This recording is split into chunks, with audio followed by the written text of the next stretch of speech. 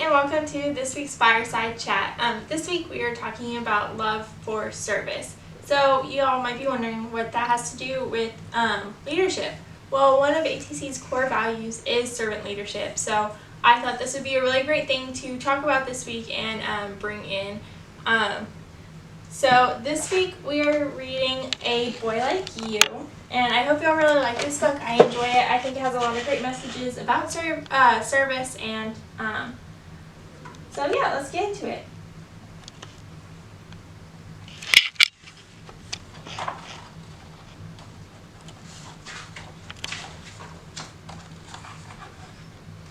There are billions and billions of people in the world, but you're the only you there is, and the world needs a boy like you.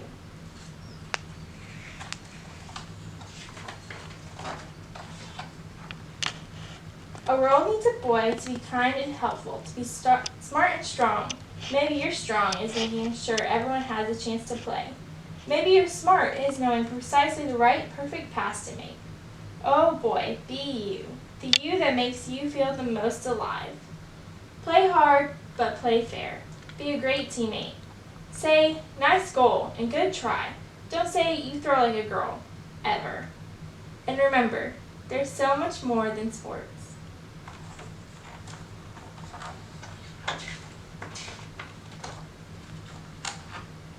There are vegetable gardens to grow and flowers to give. There are cakes to bake and eat, too.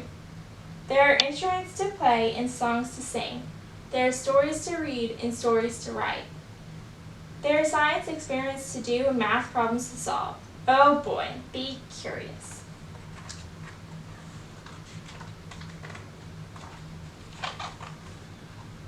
Take a risk and raise your hand. Smart kids ask questions, so ask a lot of them. The more you know, the less you fear.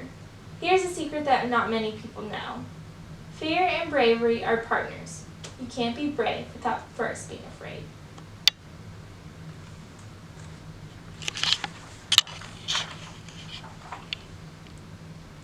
If you're not ready to be brave, ask for help. This shows you're smart. Sometimes you may feel like crying. Cry. This shows you're strong. One day you'll be a man, and men cry too.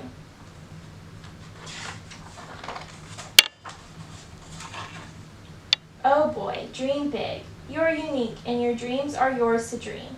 It's okay to not know exactly what you want to be, or what you'll become. But whatever you become a good one. And remember this about dreams. You don't get what you wish for, you get what you work for. So work hard for what you want.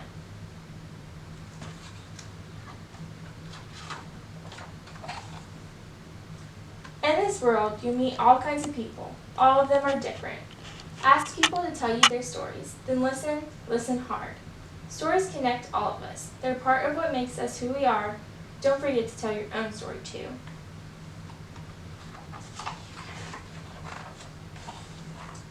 As you travel and come and go, hug your family and high-five your friends. High-five your family and hug your friends. Walk with your head up. You'll want to see where you're going. Smile at people and say hello.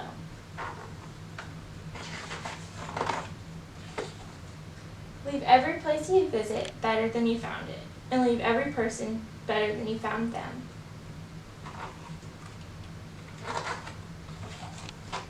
Say please, say thank you, say I love you, and if that's not exactly right, simply say I like you. And maybe most importantly say, how may I help you? Helping each other is the best way to make our world stronger. Oh boy, be thoughtful. Eat lunch with the new kid. Hold the door for the person behind you. Do the right thing even when nobody is looking.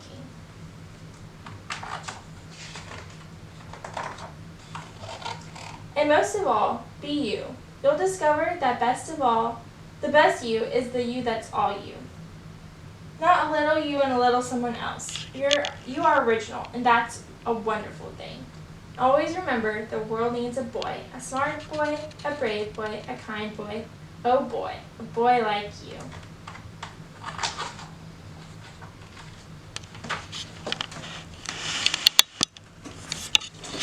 Okay, so that was our book this week. I think this book is really cool because I think it really combines all of the things that we have talked about so far. It talks about being yourself and loving that about you. And then it talks about helping others and loving others and taking care of them.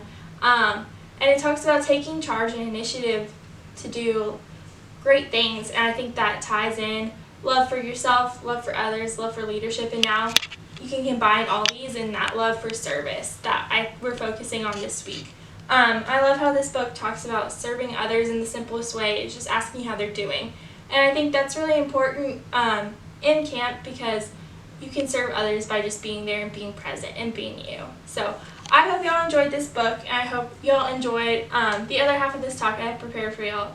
So thank y'all, and I'll see y'all next week.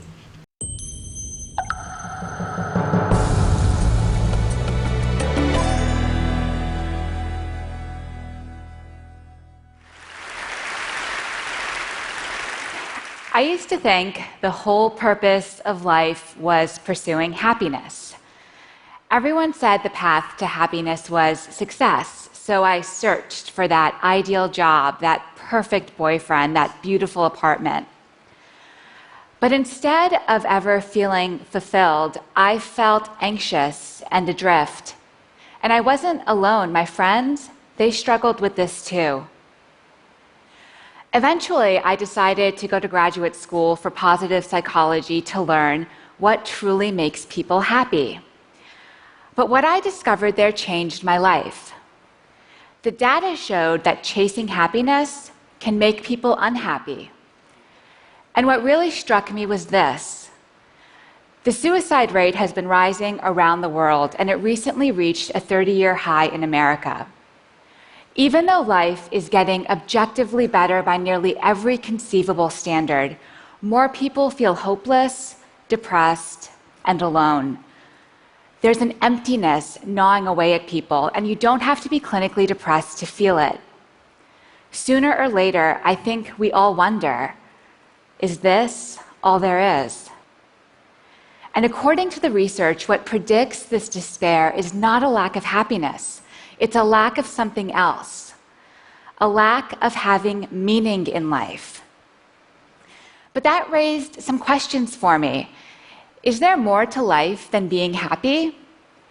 And what's the difference between being happy and having meaning in life?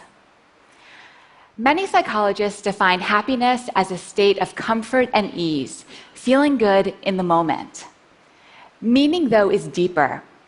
The renowned psychologist Martin Seligman says meaning comes from belonging to and serving something beyond yourself, and from developing the best within you. Our culture is obsessed with happiness, but I came to see that seeking meaning is the more fulfilling path. And the studies showed that people who have meaning in life, they're more resilient, they do better in school and at work, and they even live longer. So this all made me wonder, how can we each live more meaningfully? To find out, I spent 5 years interviewing hundreds of people and reading through thousands of pages of psychology, neuroscience, and philosophy. Bringing it all together, I found that there are what I call 4 pillars of a meaningful life. And we can each create lives of meaning by building some or all of these pillars in our lives. The first pillar is belonging. Belonging comes from being in relationships where you're valued for who you are intrinsically and where you value others as well. But some groups and relationships deliver a cheap form of belonging. You're valued for what you believe, for who you hate, not for who you are. True belonging springs from love. It lives in moments among individuals, and it's a choice. You can choose to cultivate belonging with others. Here's an example.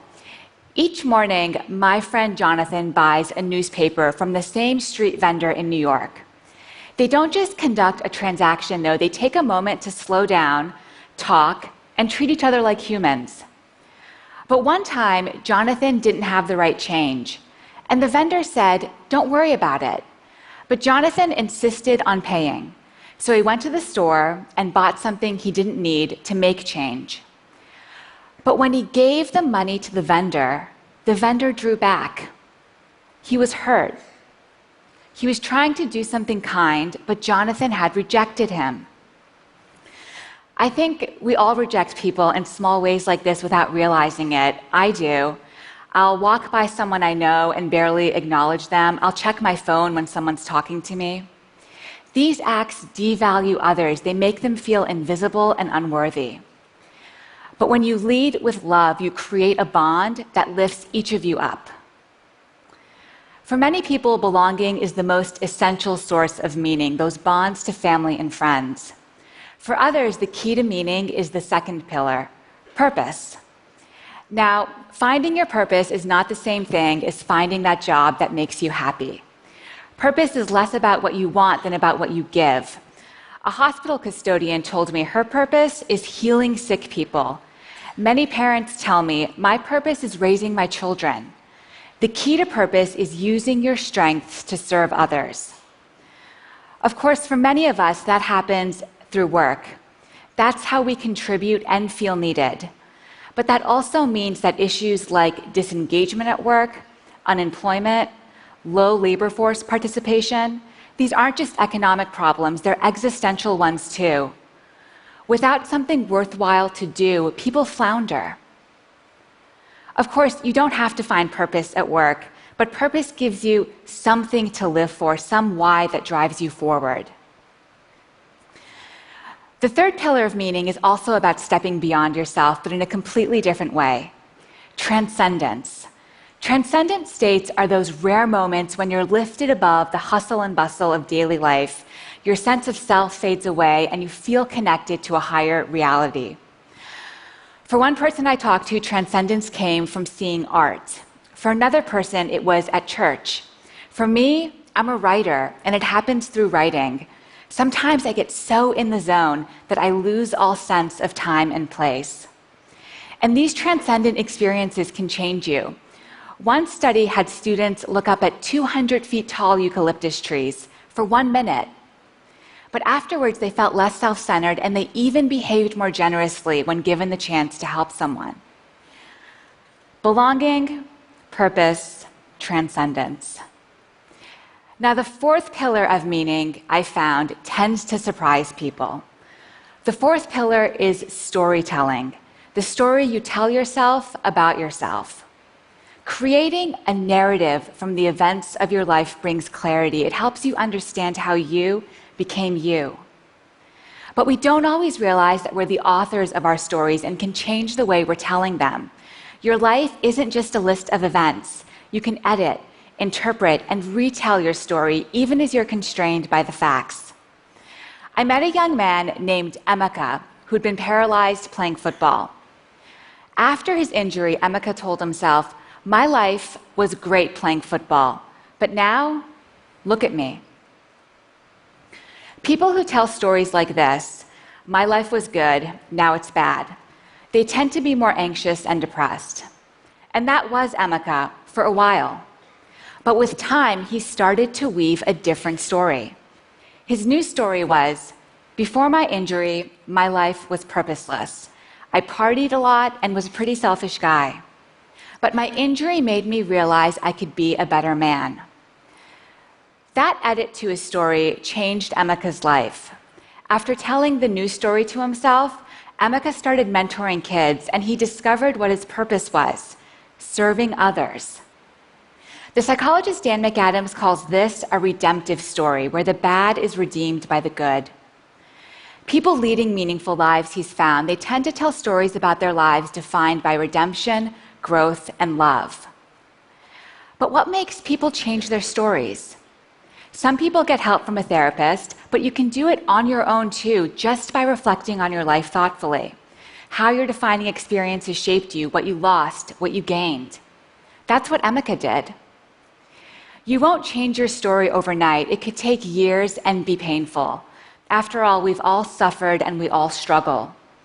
But embracing those painful memories can lead to new insights and wisdom, to finding that good that sustains you. Belonging, purpose, transcendence, storytelling. Those are the 4 pillars of meaning. When I was younger, I was lucky enough to be surrounded by all of the pillars. My parents ran a Sufi meeting house from our home in Montreal. Sufism is a spiritual practice associated with the whirling dervishes and the poet Rumi. Twice a week, Sufis would come to our home to meditate, drink Persian tea, and share stories. Their practice also involved serving all of creation through small acts of love, which meant being kind even when people wronged you. But it gave them a purpose, to rein in the ego. Eventually, I left home for college, and without the daily grounding of Sufism in my life, I felt unmoored, and I started searching for those things that make life worth living. That's what set me on this journey. Looking back, I now realize that the Sufi house had a real culture of meaning. The pillars were part of the architecture, and the presence of the pillars helped us all live more deeply. Of course, the same principle applies in other strong communities as well, good ones and bad ones.